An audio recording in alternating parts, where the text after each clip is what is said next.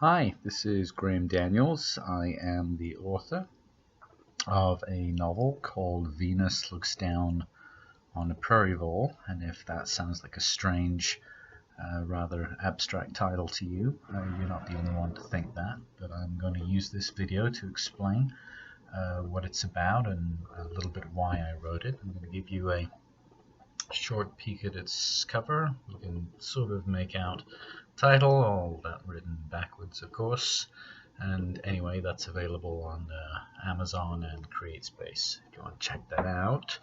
But of course you don't know what it's about yet, so here I am. I'm going to explain the book. A little bit about myself first.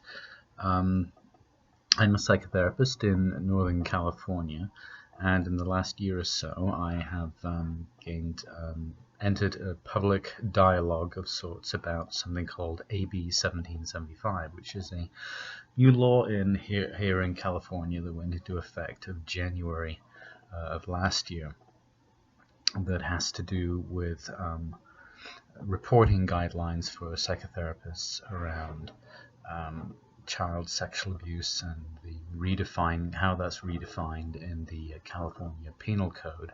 And basically, to cut a long story short, the change in the law is such that for the first time in history, the consuming of products online, meaning the looking at illegal pornography online, is now reportable to authorities.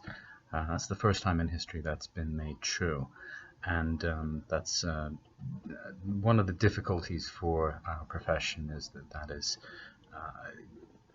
compelling psychotherapists to violate confidentiality for reasons it never has before. And that's sort of a background of my novel, which is a satire, social comment, and a drama that is about psychotherapy, the treatment of sex crimes or anything in the realm of sex offending, and confidentiality rights of individuals. Now, the term sex offender it's an umbrella term, and it could mean various things. It could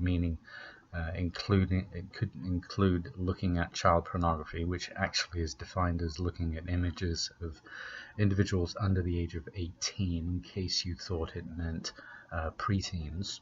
It does not under the law. It means prostitution, it means voyeurism, it means a lot of things up into and including rape and molestation, of course. Now, in my work as a psychotherapist, I generally have worked with what we call non-direct contact offenders, so people who look at underage pornography, people who see prostitutes, people who committed acts of voyeurism. Old-fashioned term would be peeping Tom, of course, things of that nature.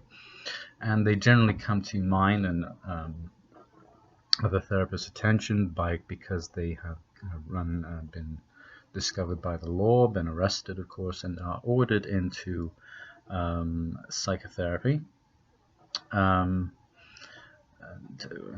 under a system called the California Sex Offender Management Board. They are monitored in their psychotherapy by police or probation authority, which basically means that therapists are meant to report to police or probation officers what is shared with them in psychotherapy by the people ordered into the therapy, and on the basis of what is disclosed, if they slip or relapse in any of their behaviors, police or probation may decide to violate the person's probation and incarcerate them. That's the idea, and this is somebody's idea of a sound premise for psychotherapy, and of course it's not. So my novel, which is it pits this theme, pits this idea of the public's right to know information about people who commit crimes, or sometimes heinous crimes, versus individuals' right for privacy.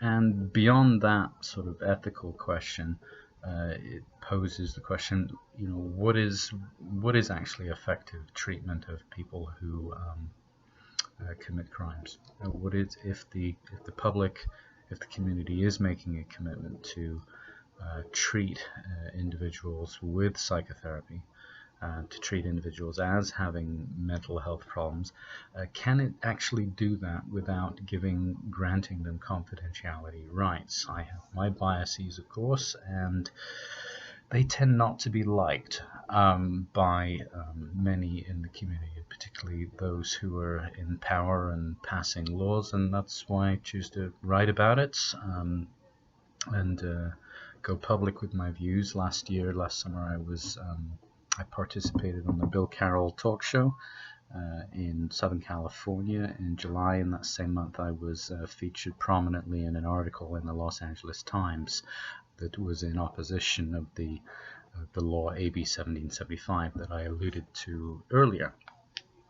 So that's all kind of the background of my novel.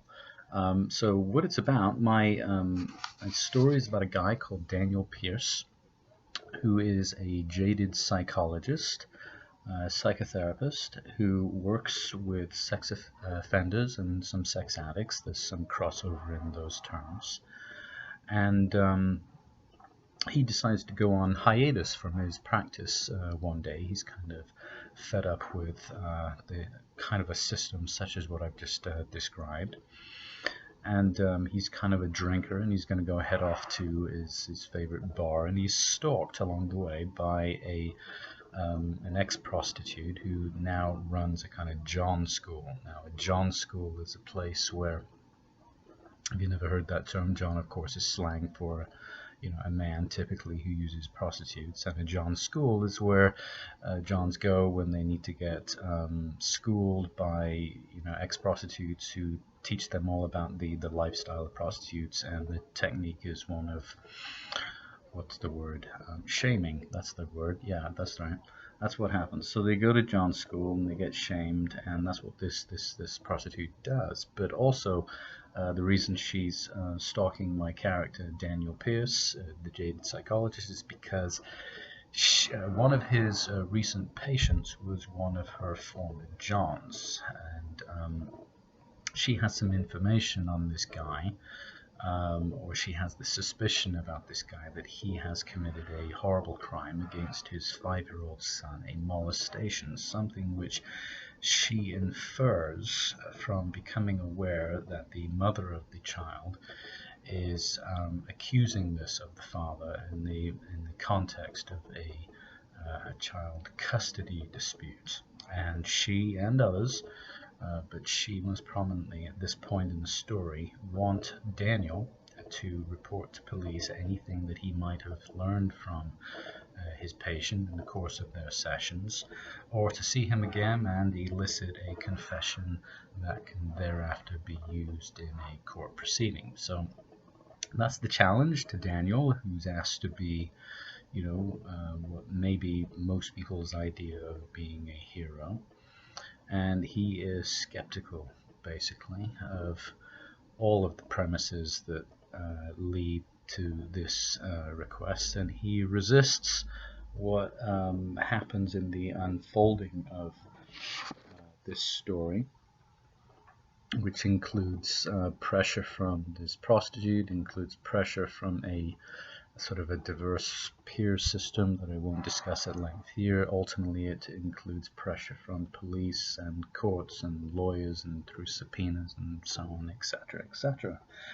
And in order to find out actually how the story goes and how it includes lots of comedy that pokes fun at everything from pornography to 12-step programs to some extent, check out my book and find out why it's called Venus Looks Down on a Prairie Vole, which is, again, what I pleased to think is a somewhat artful title. Not everyone's a fan of it. Not many people have read it, to be honest, so far. Kirkus Reviews does comment that I shed light on an important issue, particularly with respect to AB 1775 and this issue of confidentiality versus the public's right to know about what happens with people who commit such crimes.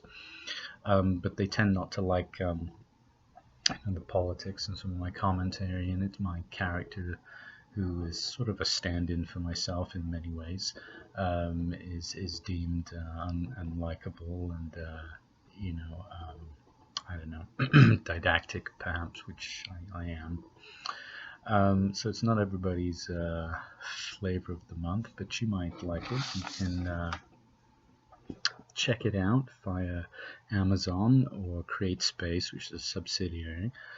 Venus Looks Down on a Prairie Vole by myself, Graeme Daniels. So thanks for listening to this video. There'll be one or two more to come, because I might say more about this book and other writing projects that I have and that I've created videos about. But for now, take care and read my book maybe. Thanks.